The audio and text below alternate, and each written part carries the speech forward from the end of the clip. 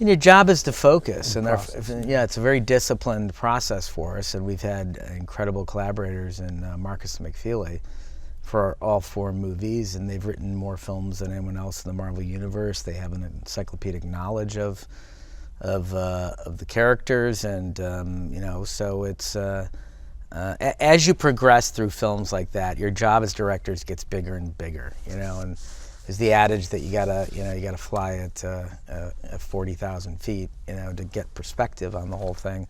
Well, by the time you get to something like Endgame, you're flying at 70,000 feet. You really have to have an incredible team of collaborators that you're working with that allow you to focus on the big picture. I think we have a lot emotionally invested in Cap as a character.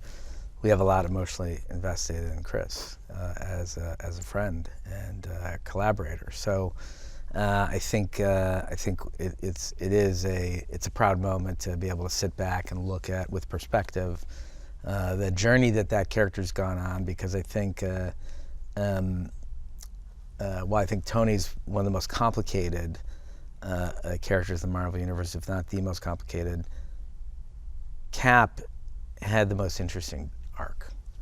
And Winter Soldier was not only I think a touchstone moment for the Marvel Universe, it shifted tone, it upended.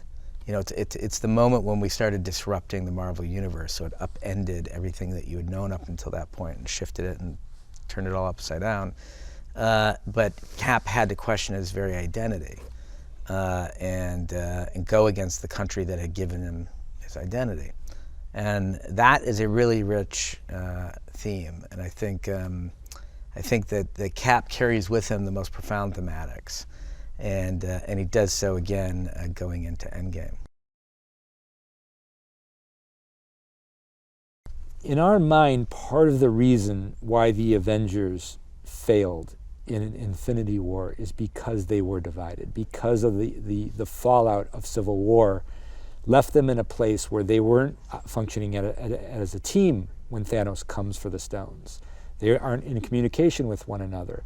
So when Thanos attacks, they're divided, and so divided, in fact, that they never get together as a team throughout the entire film to oppose Thanos. But at the end of the day, we feel like all meaningful storytelling has to include stakes. And it's, in order to have emotional highs, you have to have emotional lows in drama. And so part of the reason, we knew that ourselves and audiences had so much joy out of these films for so many years now, that if we didn't start to test that and push back against that, it would essentially just start to dissipate on its own. So we needed, in order to keep the narrative vital and vibrant, we had to take big risks and we had to test it. Hi there, here's today's Daily Fact. The Marvel Cinematic Universe is such a huge franchise that in just over 10 years, the box office earnings go way over $17 billion in total. After all, the creators of this world made 20 films, the highest grossing being Black Panther, and the lowest The Incredible Hulk at a mere $263 million. Remember to click below to subscribe or on the side for more great content.